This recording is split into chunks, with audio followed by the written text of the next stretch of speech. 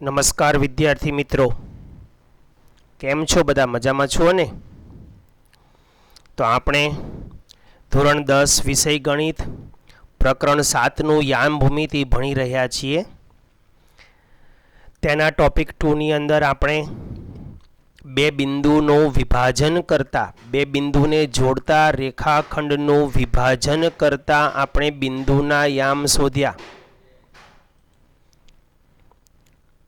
આ યામ શોધવા માટેનું જે એક કોમન સૂત્ર મેં તમને સમજાવ્યું હતું તે તમારે ખાસ ધ્યાનમાં લેવાનું છે. આજે ફરી તમને એ કોમન સૂત્ર કેવી રીતે છે એની પાછી સમજૂતી આપી દઉં છું. કોઈ પણ વિભાજન કરતું બિંદુ હોય અને એ રેખાખંડનું એ તરફથી જો વિભાજન કરે તો એ બિંદુને x1 y1 કહેવાનો છે અને એ તરફના આ ટુકડાને, વિભાજનવાળો આ ટુકડો છે તેને m કહેવાનું છે. બાકીના ટુકડાને n કહેવાનું છે ને બાકીના બિંદુને x2 y2 કહેવાનું છે. કયા બિંદુ તરફથી એવી જો સ્પષ્ટતા વાક્યમાં કરવામાં ન આવે, રકમમાં કરવામાં ન આવે તો આ આપણી રીતે તમે નક્કી કરી શકશો. અને તો જો તમે અહીંયા જે બિંદુ તરફથી નક્કી કરો છો એ બિંદુને x1 y1 કહેવાનો છે ને એ ભાગને m કહેવાનો છે. તો તમારું જે સૂત્ર છે એ આનું આ જ જળવાઈ રહેશે, સૂત્રમાં કોઈ ફેરફાર રહેશે નહીં. તમે m અને n તેમજ x1 અને x2, y1 અને y2 ના સ્થાન બદલશો તો તમારા સૂત્રમાં ફેરફાર આવશે. અને એ સૂત્રનો જો ફેરફાર તમે યોગ્ય રીતે નહીં કર્યો હોય ને તો દાખલાનો જવાબ તમારો ખોટો આવશે. બરાબર, એટલે એ ખાસ કાળજી રાખવાની છે. તો આજે ગઈકાલે આપણે ઉદાહરણ જે સમજ્યા હતા, ઉદાહરણ 6 થી 10 સુધીના, બસ એ જ પ્રકારના ઉદાહરણના આધારિત સ્વાધ્યાય 7.1ના બધા પ્રશ્નો છે. મેં તમને આગળના વિડીયોમાં જણાવ્યું હતું કે તમે ગણવાના પ્રયત્ન કરજો. જો તમે ગણ્યા હોય તો તમે એક વખત અહીંયા જોઈ લેજો, એટલે તમને પણ ખ્યાલ આવે કે તમારું ગણેલું સાચું છે કે નહીં. બરાબર, ઓકે. કારણ કે ક્યારેક સૂત્રોની અંદર કેટલાક વિદ્યાર્થીઓએ ભૂલ કરી હોય છે. બે બિંદુ છે તમારી પાસે, -1 7 અને 4 3 ને જોડતા રેખાખંડનું 2:3ના ગુણોત્તરમાં વિભાજન કરતા બિંદુના યામ શોધો. મિત્રો જરૂર જણાય તો આકૃતિ દોરી દેવાની. આકૃતિ દોરી દેશો ને તો તમને તકલીફ પડશે નહીં. બરાબર, આકૃતિ દોર લઈએ. આપણે એક રેખાખંડ દોરીશું. આ રેખાખંડના બે બિંદુ છે તમારી પાસે. અહીંયા -1 7 એટલે આ બિંદુ છે a, અને નામ આપી દઈએ આપણે a, -1 અને 7, તથા આ બિંદુને નામ આપી દઈશું આપણે બિંદુ b, અને એના યામ છે 4 અને -3. 4 અને -3. હવે આ રેખાખંડનું વિભાજન કયા ગુણોત્તરમાં થાય છે તો કે 2:3. એટલે કે તમારી પાસે અહીંયા કોઈ એક એવું બિંદુ છે. હવે જો આ તો આકૃતિ સમજવા માટે છે, એટલે કંઈ માપીને તમારે બિંદુ પીને મૂકવાની જરૂરિયાત નથી. તમારે ખાલી અંદાજો મેળવવાનો છે કે 2:3 એટલે આ ભાગ નાનો રાખવાનો, આ ભાગ મોટો રાખશું. જો આ તમે 2 રાખો છો અને અહીંયા તમે 3 રાખો છો, અહીંયા તમે 2 લખી શકો ને અહીંયા 3 લખી શકો. નાના મોટા સાથે કંઈ લેવા દેવા નથી, ખાલી સમજવા પૂરતું છે. હવે તમે m કોને કહેવું છે? જો તમે 2 ને m કહેશો ને તો એ તરફથી વિભાજન થશે, તો આને x1 y1 કહેશો. એ તમારી ઈચ્છા મુજબ તમે કામ કરી શકશો. તો હું અહીંયા પહેલાં વાક્ય લખી દઉં છું.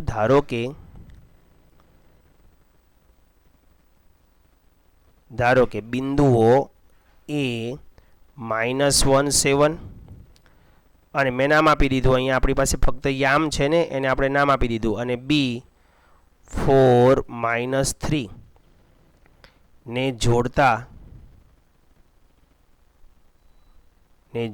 રેખાખંડ AB નું 2:3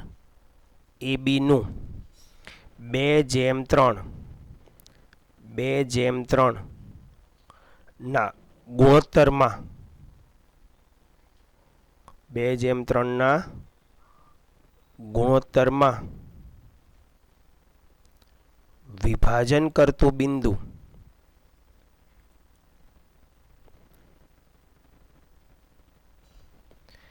P. હવે એનું નામ આપી દઈએ આપણે PXY છે.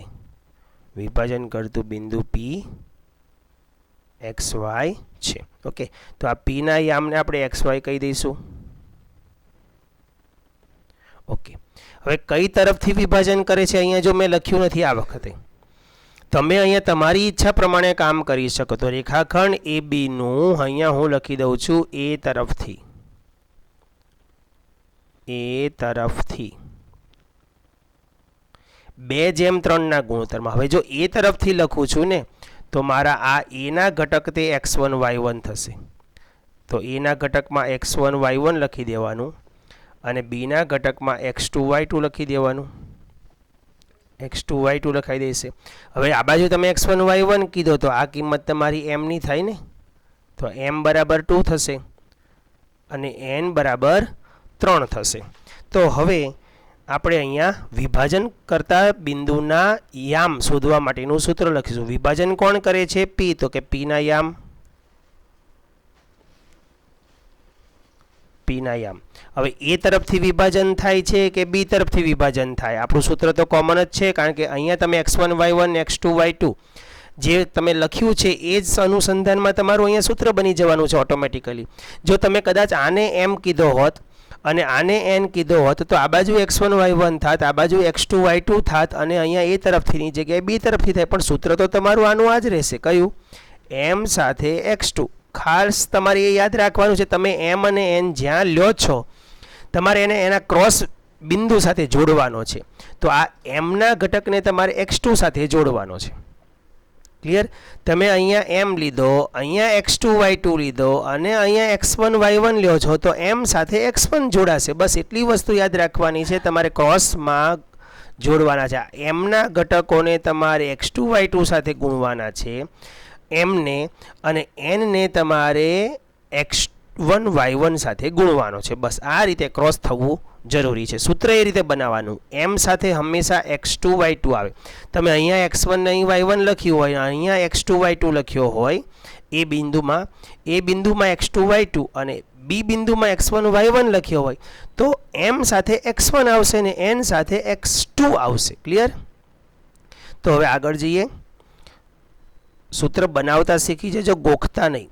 બનાવતા શીખશો ને તો ક્યારેય તકલીફ નહીં પડે. m પ્લસ n my2 વત્તા n y1 છેદમાં m પ્લસ n. ઓકે, તો હવે કિંમત મૂકો. m ની કિંમત કેટલી છે? અહીંયા m બરાબર તમે 2 લીધો છે તો 2 સાથે x2 ની કિંમત વત્તા 3 સાથે x1 ની કિંમત અને છેદમાં આવશે 2 પ્લસ 3. અહીંયા 2 આવશે y2 ની કિંમત, 3 આવશે y1 ની કિંમત અને છેદમાં આવશે 2 વત્તા 3. ઓકે, બધી કિંમતો અહીંયા મૂકવાની છે અને પછી આગળ સાદુરૂપ આપવાનું છે. તો કિંમતો મૂકશું.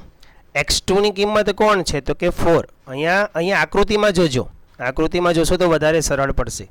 x2 ની કિંમત છે 4 અને તમારે આકૃતિમાં દોરીને એવી રીતે લખી જ લેવાનું. x2 ની કિંમત આવશે 4 અને x1 ની કિંમત આવશે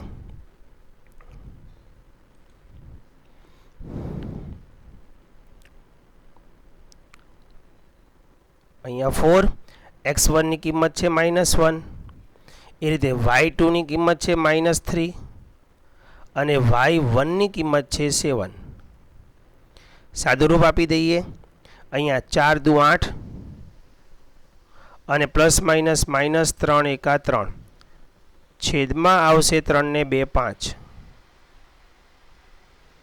ત્યારબાદ 3 દુ 6 -6 પ્લસ 7 તરી 21 અને છેદમાં આવશે 3 ને 2 5.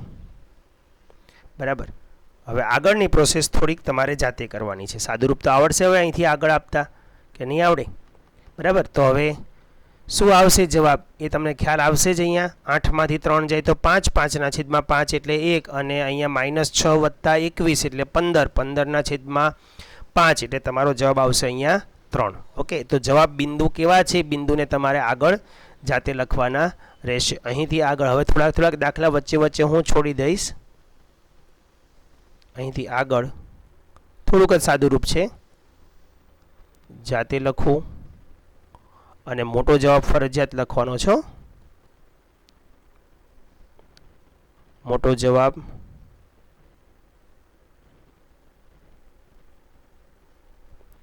ફરજિયાત લખવો. ઓકે, ત્યારબાદ પ્રશ્ન નંબર 2 જોઈ લો.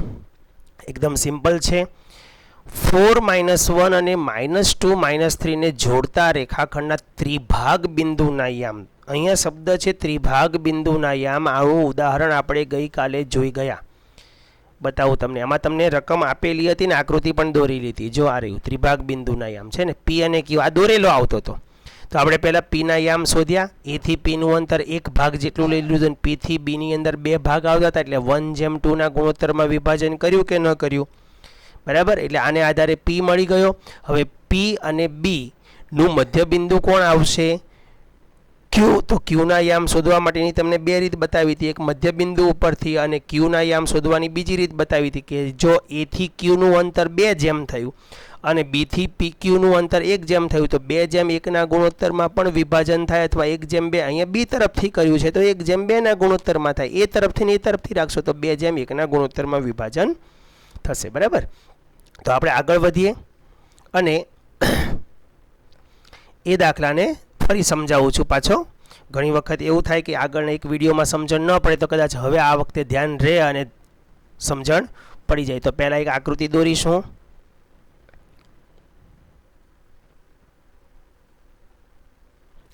ત્રિભાગ બિંદુના યામ આપણે શોધવાના છે.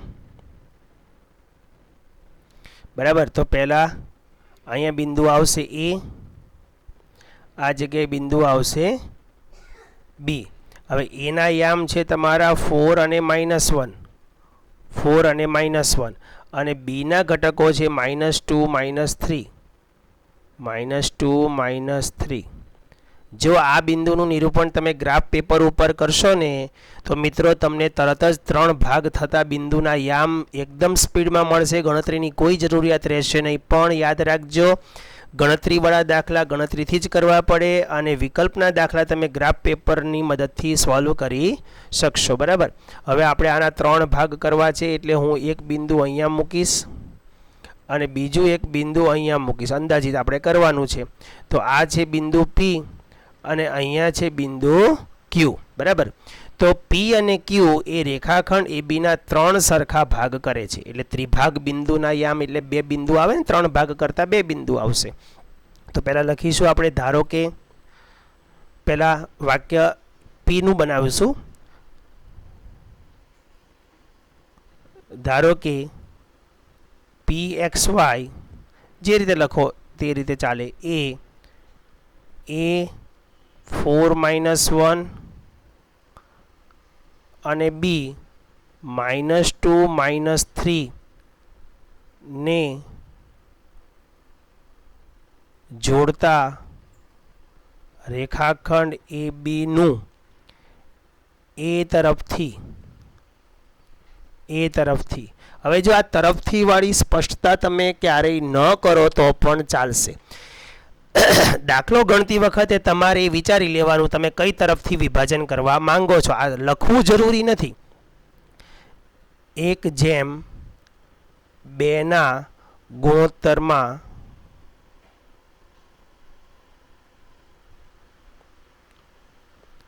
વિભાજન કરે છે.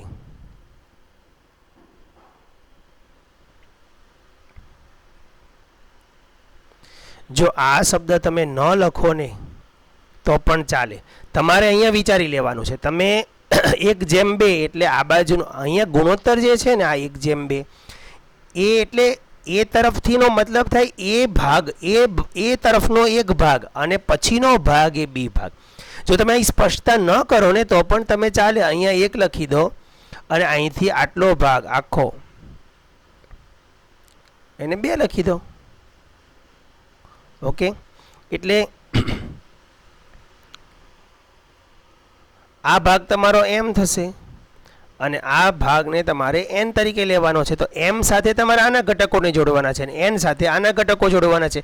હવે તમે આને x1 y1 કહો કે આને x1 y1 કહો, આને x2 y2 કહો કે આને x2 y2 કહો, એ તમારી ઉપર ડિપેન્ડ છે. બધું જ ફ્લેક્સિબલ છે. દાખલા ગણવા અઘરા નથી. સૂત્ર બનાવવામાં ખાસ કાળજી રાખજો. સૂત્ર બનાવતી વખતે એટલું યાદ રાખજો કે ક્રોસમાં ગુણાકાર થવો જરૂરી છે. બસ, બીજું બહુ વધારે પ્રમાણમાં ધ્યાનમાં રાખવાની જરૂર નથી. તો હવે પીના યામ, પીના યામ શોધવા માટેનું સૂત્ર m. હવે m સાથે તમે શું જોડો છો? m અને n. બરાબર. સૂત્ર લખવાની પણ એક બીજી રીત બતાવી દઉં. જો m પછી છે જગ્યા છોડવાની અને n પછી જગ્યા છોડવાની. અહીંયા m પ્લસ અહીંયા n અને નીચે m પ્લસ n. ઓકે, ચાલો હવે જુઓ. હવે m તમારો કઈ બાજુ છે? વિભાજન કરતું બિંદુ કોણ છે? p. તો p થી m કઈ બાજુ છે? તો કે ડાબી બાજુ. તો ડાબી બાજુના આ m ને તમારે કોની સાથે જોડવાનો છે? જમણી બાજુ સાથે જોડવાનો છે. એટલે તમારે ક્રોસ ગુણાકાર કરવાનો છે. m ની જે કિંમત છે m ને તમારે આની સાથે જોડવાનો છે અને n ને તમારે આની સાથે જોડવાનો છે. હવે આ બાજુ કોણ છે? તો કે x2 y2 છે. તો અહીંયા x2 y2 લખો, અહીંયા x2 લખો, અહીંયા y2 લખો. હવે n ના ક્રોસમાં કોણ આવે છે? x1 y1. તો n સાથે x1 રાખો. પહેલામાં x1, બીજામાં y1. આ રીતે પણ તમે સૂત્રને બનાવી શકો. ઓકે, તો હવે m ની કિંમત કેટલી લીધી છે આપણે? 1. અહીંયા x2 ની કિંમત મૂકવાની છે. n ની કિંમત છે 2. x1 ની કિંમત આવશે અહીંયા 1 + 2. ત્યારબાદ 1. y2 ની કિંમત 2. y1 ની કિંમત અને 1 + 2.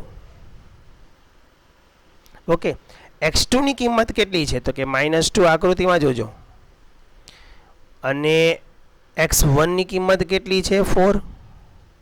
એ જ રીતે y2 ની કિંમત છે -3 અને y1 ની કિંમત છે -1. સાદુરૂપ આપી દઈએ. અહીંયા 2 × -2 પ્લસ 4 × 2 = 8 છેદમાં આવશે 2 ને 1 3. 3 × -3 પ્લસ માઇનસ માઇનસ 2 × 2 છેદમાં આવશે 3. ઓકે, તો અહીંયા -2 + 8 એટલે 6 થાય. 6/3 એટલે 2 થશે, એટલે અહીં 2 આવશે. અહીંયા -5 એ 3 સાથે ઉડશે નહીં, તો -5/3. તો બિંદુ P ના યામ આ મળ્યા.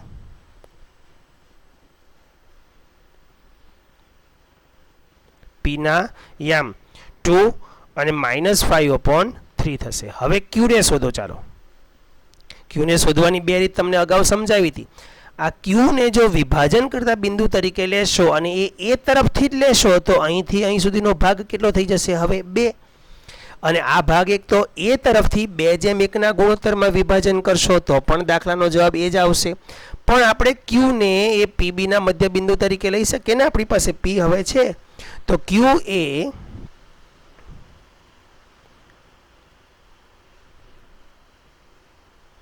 એ રેખાખંડ PB નું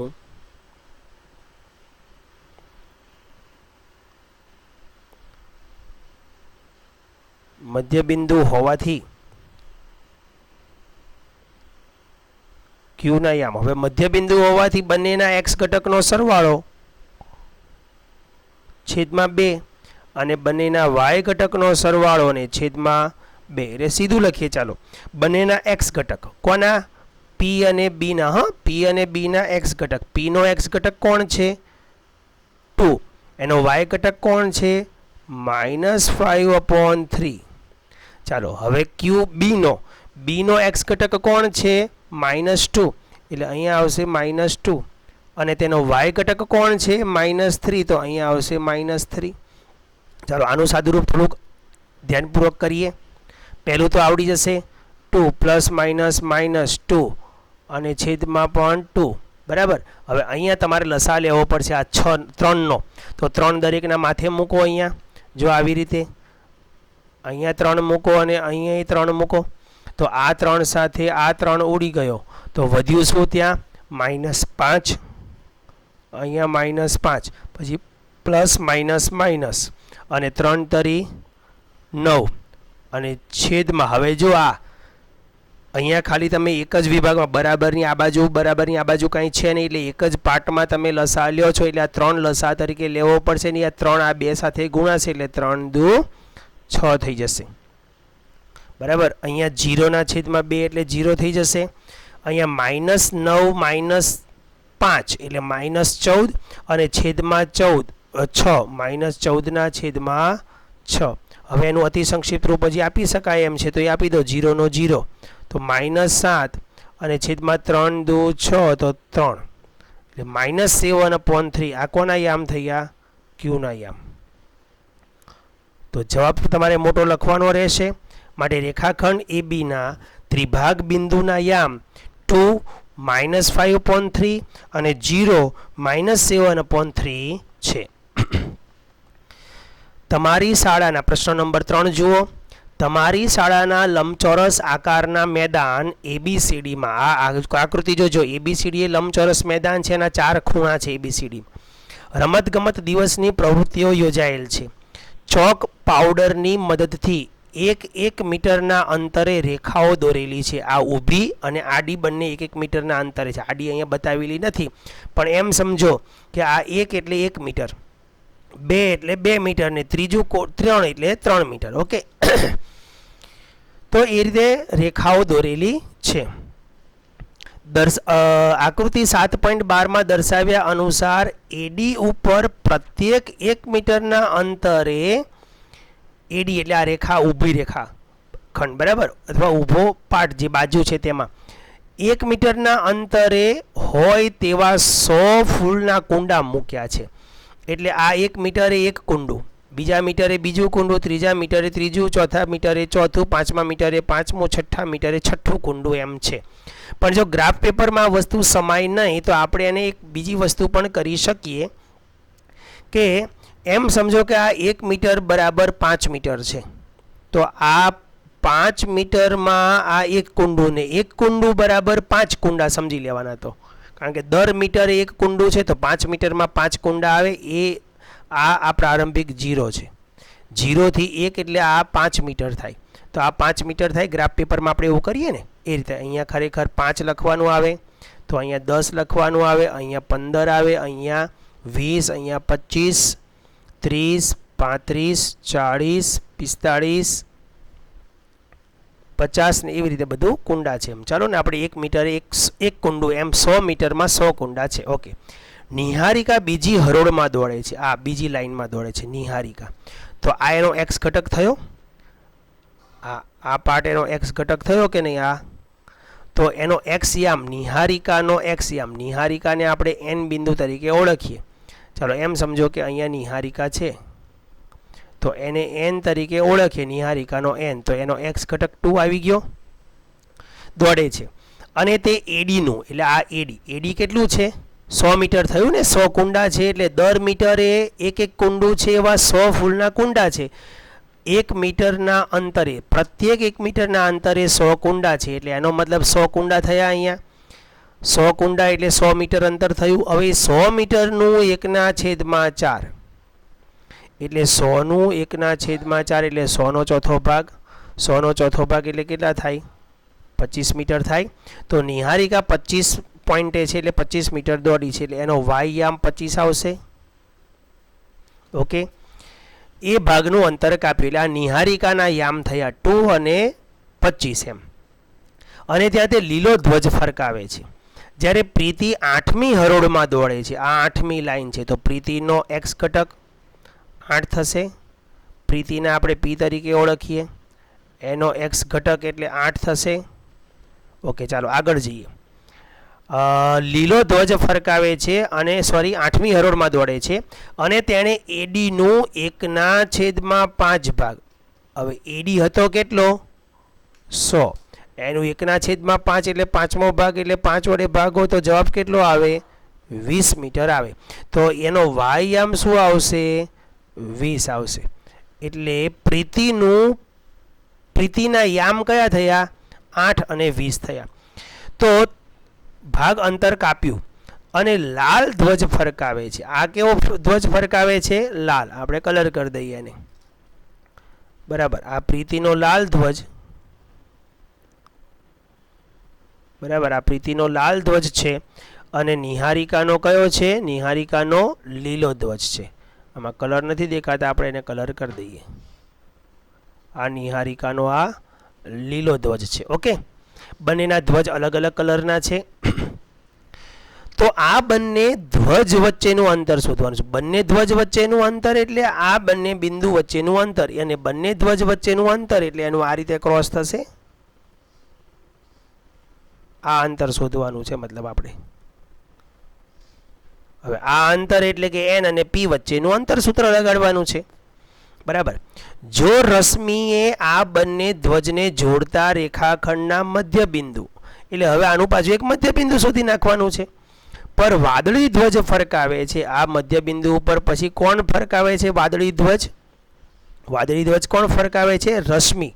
તો રશ્મિ અહીંયા મધ્ય બિંદુ ઉપર વાદળી ધ્વજ ફરકાવે છે. મધ્ય બિંદુ ઉપર વાદળી ધ્વજ ફરકાવે છે. તો તે ધ્વજને ફરકાવવાનો હોય તો તે ધ્વજને ક્યાં ફરકાવશે? ક્યાં એટલે મતલબ એનું યામ શોધવાના છે. તો આના યામ તમે જુઓ, અહીંયા 5મી લાઈનમાં આવશે અને પછી અહીંનું જે કુંડું આવે અથવા જે બિંદુ આવે તે. બરાબર. એ આપણે પછી સમજીએ. પહેલાં આપણે જે અંતરસૂત્ર છે એ લગાડીને આગળ કામ કરીએ છીએ. પહેલાં નિહારિકાના યામ, આપેલ વિગત અનુસાર નિહારિકાના યામ અને પ્રીતિના યામ જે થતા હોય તે આપણે ટૂંકમાં લખી લઈશું. આપેલ વિગતને આધારે એમ લખીશું. બરાબર.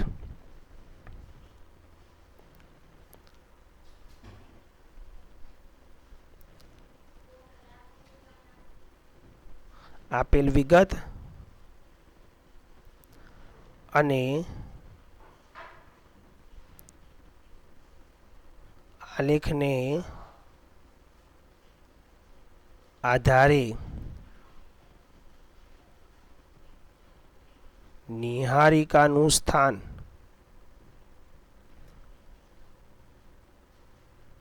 દર્શાવતા યામ N225 છે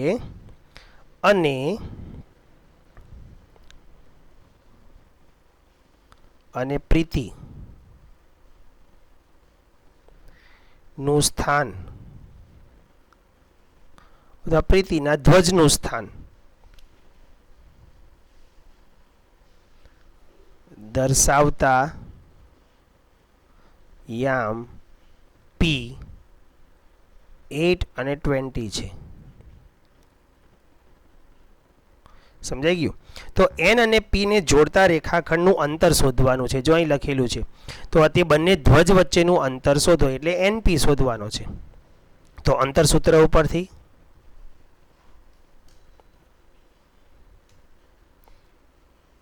એટલે ટોપિક 1 આવ્યો તમારો.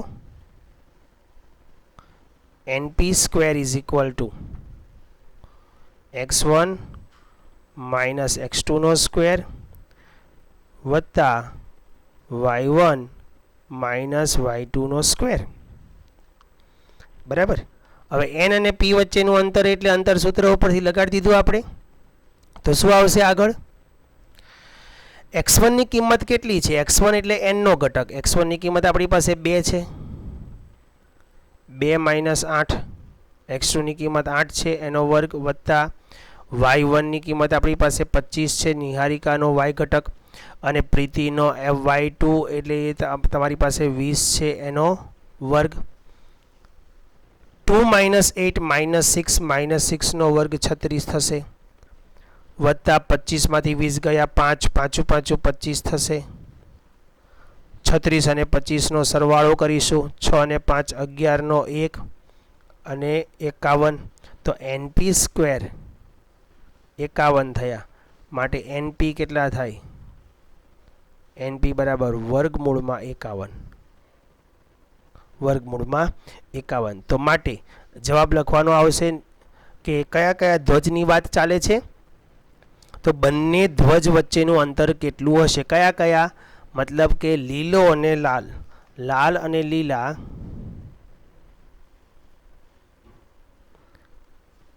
લીલા અને લાલ ધ્વજ વચ્ચેનું અંતર વર્ગમૂળમાં 51 મીટર હશે, કારણ કે મીટરમાં છે ને અંતરો બધા એટલે. ઓકે, હવે કોણ બંનેની વચ્ચે ધ્વજ ફરકાવે છે? તો કે રશ્મિ. રશ્મિ તે રેખાખંડને ધ્વજના જોડતા રેખાખંડના મધ્યબિંદુ પર વાદળી ધ્વજ ફરકાવે તો તે ધ્વજને કયા ફરકાવશે? એટલે મધ્યબિંદુના યામ શોધવાના રહ્યા. તો વાદળી ધ્વજના યામ આપણે અહીં લખીશું, વાદળી ધ્વજના સ્થાનના યામ.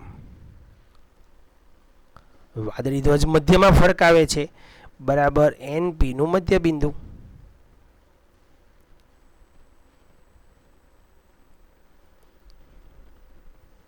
ઓકે, હવે NP ના મધ્યબિંદુને તમને શોધતા આવડે છે? x1 વત્તા x2 n અને p ના x ઘટકોનો સરવાળો છેદમાં 2 અને y ઘટકોનો સરવાળો છેદમાં 2. ઓકે, અહીંથી આગળની પ્રોસેસ તમારે જાતે કરવાની રહેશે.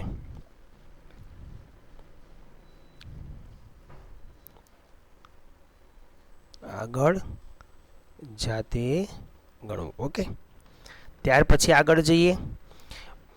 પ્રશ્ન નંબર 4, બિંદુ -1 6 એ બિંદુઓ -3 10 અને 6 8 ને જોડતા રેખાખંડનું કયા ગુણોત્તરમાં વિભાજન કરે છે? જો મિત્રો અહીંયા કયા ગુણોત્તરમાં, મતલબ તમને વિભાજન કરતા બિંદુના યામ આપેલા છે, બિંદુ A અને બિંદુ B આપેલા છે. આપણી થિયરી સમજાવીને ત્યારે મેં તમને કહ્યું હતું તમારી પાસે 3 બાબતો હોવી જોઈએ. વિભાજન ટોટલ થિયરીમાં 4 બાબતો છે સૂત્રને આધારિત. પહેલા તો રેખાખંડને જોડતા બંને અંત્ય બિંદુના યામ, વિભાજન કરતા બિંદુના યામ અને તે વિભાજન કરતા બંનેના ભાગ મતલબ કે ગુણોત્તર. આ 4માંથી તમારી પાસે 3 વસ્તુ હોય એટલે તમે કોઈ પણ અન્ય બાબતને શોધી શકશો. બરાબર, તો એની આકૃતિ કેવી આવશે એ જોઈ લો. અહીંયા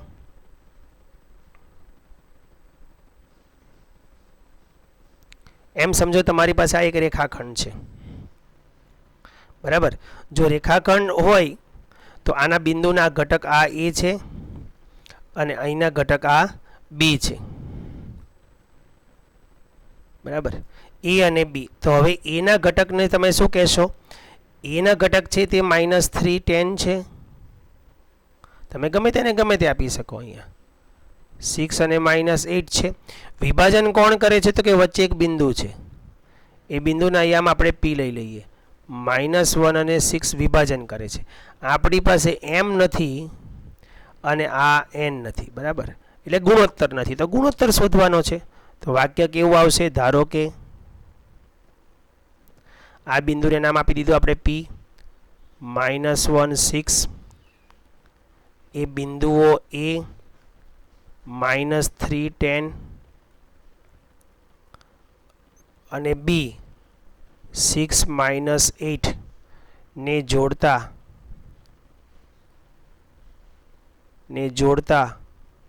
રેખાખંડ AB નું કયા તરફથી વિભાજન કરાવવું છે? A તરફથી. આપણે બને ત્યાં સુધી A તરફથી લઈ લઈશું. A તરફથી ગુણોત્તર કયો લીધો? M/N. A તરફથી લેશો તો એ બાજુનો ઘટક આ લખવાનો, એ તરફનો આ ભાગ લખવાનો. એમ તમે અહીંયા તમે N નામ આપી દીધું હોય ને, અહીંયા N અને અહીંયા M આપ્યું હોય તો અહીંયા તમારે N/M લખવાનું. M/N ના ગુણોત્તરમાં વિભાજન કરે છે. હવે વિભાજન કરતા બિંદુના બંને ઘટક છે આપણી પાસે. બંને ઘટક હોય તો કોઈ એક ઘટકથી પણ તમે વિભાજનનો ગુણોત્તર શોધી શકો છો. તો માટે P નો x યામ, કારણ કે y થી પણ ગણતરી કરશો તો એ જ જવાબ આવશે. આપણે ખાલી x યામથી ગણતરી કરીએ. P નો x યામ એક્સ યામનું સૂત્ર ખાલી એક્સ ઘટક જેટલું જ લેવાનું, m x two n x one અને છેદમાં એમ પ્લસ એન, મતલબ અધૂરું સૂત્ર લેવાનું છે. તો પીનો એક્સ યામ કોણ છે તમારી પાસે? -1 ઇઝ ઇક્વલ ટુ, અહીંયા એમની કિંમત આપણી પાસે શોધવાની છે અહીંયા, તો એમનો એમ રાખીશું. x2 એટલે કોણ છે? આ એ તરફથી વિભાજન થાય છે ને, એ તરફથી વિભાજન થાય એટલે અહીંયા કહેવાનું x1 y1 અને આ બાજુ કહેવાનો x2 y2. તમને એમનામ ખબર પડી જવી જોઈએ, એમ અહીંયા છે તો આ x2 y2 હોય ને આ અહીંયા હોવું જોઈએ, બરાબર. તો હવે કઈ કિંમત મૂકવાની છે? x2 ની કિંમત આવશે 6 વત્તા n અને x1 ની કિંમત આવશે -3 છેદમાં આવશે m પ્લસ n. હવે આ m પ્લસ n -1 સાથે ગુણો, -1 કૌંસમાં m plus n is equal two અહીંયા આવશે 6m પ્લસ માઇનસ માઇનસ અહીંયા આવશે 3n. આ -1 સાથે ગુણાકાર કરો, -1m -1n is equal two 6m - 3n. m વાળા પદોને ભેગા કરો એક બાજુ, બરાબર. m વાળા પદોને આ બાજુ ભેગા કરીશું તો 6m આ બાજુ મોટો છે એટલે આ બાજુ આને લાવશું, આ -1m આ બાજુ આવશે એટલે +1m થશે. પછી અહીંયા -1n છે અને આને આ બાજુ લાવીશું તો +3n થશે. તો -1n + 3n એટલે અહીંયા આવશે 2n ઇઝ ઇક્વલ ટુ 6 ને 1 7m. હવે તમારે m ના છેદમાં n લાવવાનું છે, ધ્યાન આપજો. m જેમ n એટલે m ના છેદમાં n. તો m ત્યાં રાખ્યો, આ 7 ને આ બાજુ લઈ જાઓ અને અહીંયાથી n ને આ બાજુ લઈ ગયા તો 2/7. તો માટે m જેમ n બરાબર 2/7. તો કયા ગુણોત્તરમાં વિભાજન કરે છે? 2/7 ના ગુણોત્તરમાં વિભાજન કરે છે. એમ મોટો જવાબ તમારે લખવો પડશે. સેમ એવો જ દાખલો છે, વિભાજન કરતા બિંદુના યામ શોધવાના છે અને x અક્ષ લખ્યું છે અહીં જો, x અક્ષ એટલે આખું બિંદુ નથી આપ્યું પણ એ બિંદુનો ખાલી x ઘટક આપેલો છે. આવો દાખલો આપણે ઉદાહરણમાં જોઈ ગયા y અક્ષ તરીકેનો.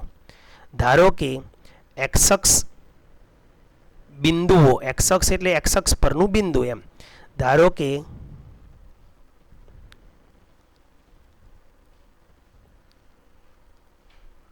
x અક્ષ પરનું બિંદુ, x અક્ષ ઉપરનું બિંદુ કેવા પ્રકારે હોય તો કે x અને તેનો y ઘટક 0 હોય. px0 એ a1 - 5 અને b -4 5 ને જોડતા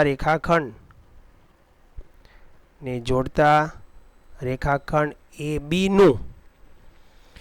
હવે જો એક બિંદુ છે, એક બિંદુનો y ઘટક છે તમારી પાસે, ગુણોત્તર નથી. AB નું m જેમ n ના ગુણોત્તરમાં, AB નું a તરફથી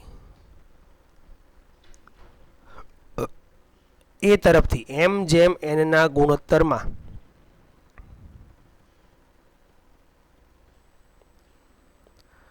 વિભાજન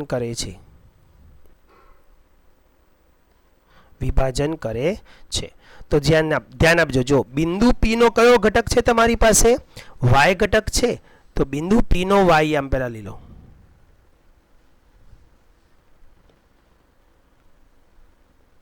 y ઘટક હોય તો ઉપરના દાખલાની જેમ સૂત્ર y નું આવે ને, my2 ny1 છેદમાં m પ્લસ n. ચાલો આકૃતિ દોરીને સમજાવી દઉં, ધ્યાન આપજો ફરી. એમ સમજો આ એક રેખાખંડ છે, આ a છે ને આ b છે. અહીંયાથી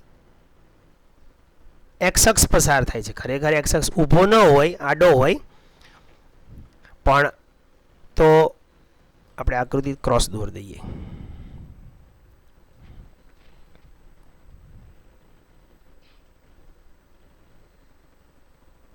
આ રીતે એક રેખાખંડ છે, રેખાખંડ AB. હવે x અક્ષ આમ આડો પસાર થાય, એમ સમજો આ એક્સ અક્ષ છે. ઓકે, હવે આ એક્સ અક્ષ એ આ રેખાખંડનું અહીંથી વિભાજન કરે છે કે નહીં? તો આ ભાગને તમે એમ કહી દીધો અને આ ભાગને તમે એન કહી દીધો. તો આ જે બિંદુ એક્સ અક્ષ ઉપરનું છે એટલે એના યામ x0 પ્રકારે જ આવે કે ન આવે? એટલે એનો કયો ઘટક તમારી પાસે છે? y ઘટક છે.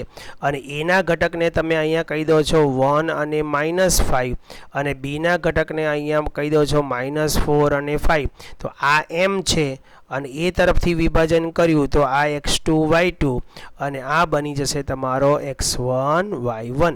ઓકે, એટલે આની અંદર હવે કિંમતો મૂકી દઈએ. y આમ શું છે તમારી પાસે? 0 છે. હવે m આપણી પાસે નથી, y2 શોધવાનો છે. y1 આપેલો છે ને y2 આપેલો છે અને છેદમાં m અને n આપેલા નથી. ઓકે, y2 એટલે કોણ? તો કે 5. બી તરફનું એ તરફથી વિભાજન થયું છે એટલે બી તરફનો y2 થાય. અને y1 કોણ? એ તરફથી વિભાજન થાય છે તો એ એટલે -5. ઓકે, તો આ આવશે 0 સાથે આ mn આ બાજુ ગુણી નાખો તો 0 કૌંસમાં m પ્લસ n 5m 5 અને m નો ગુણાકાર 5m પ્લસ માઇનસ માઇનસ અહીંયા 5n બરાબર. 0 સાથે m નો ગુણાકાર એટલે 0 જ થાય. અહીંયા 5m માઇનસ 5n. હવે માઇનસ mn વાળું જે પદ છે એને આપણે નીચે લઈ લઈશું. આને આપણે આ બાજુ બરાબરની આ બાજુ લાવીએ તો આ 5n ધન થઈ જશે ઇઝ ઇક્વલ ટુ અહીંયા 5m વધશે. હવે આપણે m અપોન n શોધવો છે તો m ના છેદમાં n તો આ બાજુ આવશે 5 ના છેદમાં 5. 5 ના છેદમાં 5 એટલે 1/1 થઈ ગયું એટલે 1 ના છેદમાં 1 બરાબર m ના છેદમાં n. માટે mn m જેમ n બરાબર 1/1 અને 1/1 નો મતલબ શું થાય? એટલે આ ટુકડો અને આ ટુકડો બેઉ સરખા છે, મતલબ આ કોણ છે એનું મધ્યબિંદુ, એટલે કે 1/1 નો ગુણોત્તર થાય એટલે કે p એ રેખાખંડ AB નું મધ્યબિંદુ થાય. p એ રેખાખંડ AB નું મધ્યબિંદુ થાય. આ યાદ રાખજો, જ્યારે પણ વિભાજન કરતા બિંદુનો ગુણોત્તર 1/1 આવે તો એ વિભાજન કરતું બિંદુ એ રેખાખંડ AB નું મધ્યબિંદુ થશે. બરાબર, આ વસ્તુ ધ્યાનમાં રાખજો. હવે જો મધ્યબિંદુ થાય તો પાછા એના યામ શોધવાના કહે છે. તો p ના યામ, તો p ના યામ બરાબર AB ના મધ્યબિંદુના યામ. મધ્યબિંદુના યામ માટેનું સૂત્ર શું છે? x1 વત્તા x2 છેદમાં 2 અને y1 વત્તા y2 ના છેદમાં 2. હવે તમે આને છે ને આ ગુણોત્તરથી પણ શોધી શકો. p નો y યામથી આપણે m અને n મળ્યો ને. હવે અહીંયા તમારે p ના x યામની ગણતરી, કારણ કે x યામ જ શોધવો છે ને આપણે, y યામ તો ઓલરેડી 0 છે જ, આપણે x યામ જ શોધવો છે. તો આ સૂત્ર જેમ લગાડ્યું એમ તમે p ના y યામથી પણ સૂત્ર લગાડી શકો. સોરી, p નો x યામ. એક બીજી રીત બતાવી દઉં x યામ શોધવાની. હા, તો p નો x યામ આ સૂત્રમાં તમે કિંમત મૂકશો mx2 nx1 છેદમાં m પ્લસ n. આની અંદર તમે આ m અને n ની કિંમત અહીંથી મૂકો, x1 અને x2 ની કિંમત તમે અહીંથી મૂકશો એટલે તમને જે x યામ મળશે એ પણ તમારો જવાબ થશે. આ x યામ શોધવાની રીત બતાવી. હું તમને અહીંયા x યામ શોધવાની આ જ રીત બતાવું છું, કારણ કે 1/1 ગુણોત્તર થયું એટલે મધ્યબિંદુ થયું. મધ્યબિંદુ થયું એટલે તમે મધ્યબિંદુના સૂત્રથી કામ કરી શકશો. ઓકે, હવે x1 કોણ છે? કોનો? તો કે આનો x1 કોણ છે? 1. x1 1 છે વત્તા x2 કોણ છે? -4 અને છેદમાં શું આવશે? 2. હવે y આમ તો ઓલરેડી 0 જ છે, છતાંય તમે જો બતાવું તમને -5 અને +5. જો અહીંયા -5 મૂકવાનો આવશે અને +5 છેદમાં 2 એટલે વાય આમ તો 0 થશે.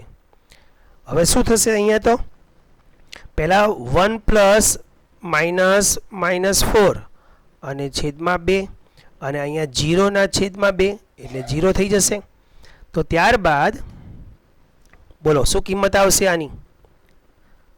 -3/2 અને 0. તો બિંદુ વિભાજન કરતા બિંદુના યામ પણ તમને અહીંયા મળી જશે. ઓકે, તો વિભાજન કરતા બિંદુના યામ. ઓકે, ત્યારબાદ પ્રશ્ન નંબર 6 જુઓ. 1 2 4y x6 અને 3 5 એ એક સમાંતર બાજુ ચતુષ્કોણના ક્રમિક શિરોબિંદુઓ છે. ક્રમિક એટલે આ પહેલાં લખવાનું, આ બીજું, આ ત્રીજું, આ ચોથું, એમ આડું અવળું નહીં. આડાઅવળા હોય તો તમારે નામ બદલવા પડે અને 3 શક્યતાઓ વધે. મતલબ આ એ બિંદુ 1 2 છે તો પછી બીજો બી અહીંયા લખવાનું. બીજું એટલે આ 4y અહીંયા જ લખવું પડે. 4y ને તમે અહીંયા લખી શકો નહીં. તો સી છે x0 x6 અને ડી છે તે 3 5 છે. આ ક્રમિક કહેવાય એમ. ઓકે, હવે તેના વિકર્ણો જો દોરીએ આપણે તો વિકર્ણોનું જે મધ્યબિંદુ થશે એ બંને વિકર્ણોનું મધ્યબિંદુ સમાન થશે. આ વિકર્ણોનું મધ્યબિંદુ અને આ વિકર્ણોનું, બંને વિકર્ણના મધ્યબિંદુ એક જ જગ્યાએ આવવાના. એટલે એસીનું મધ્યબિંદુ અને બીડીનું મધ્યબિંદુ કોમન થવાનું કે નહીં, તો એની સરખામણી કરીને આપણે એક્સ અને વાયને શોધવાનો આવશે. તો અહીં એસીનું મધ્યબિંદુ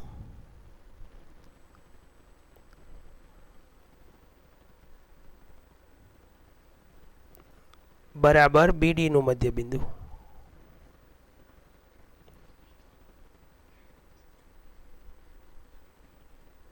ચાલો, એસીના મધ્યબિંદુના સૂત્રમાં એક્સ ઘટકોનો સરવાળો છેદમાં 2 એટલે એ અને સીના એક્સ ઘટક કોણ છે 1 પ્લસ સીનો એક્સ ઘટક કોણ છે એક્સ અને છેદમાં 2 એ અને સીના વાય ઘટકોનો સરવાળો તો 2 પ્લસ 6 અને છેદમાં 2 ઇઝ ઇક્વલ ટુ બી અને ડીના એક્સ ઘટકોનો સરવાળો 4 પ્લસ 3 છેદમાં 2 અને બી અને ડીના વાય ઘટકોનો સરવાળો વાય પ્લસ 5 છેદમાં 2.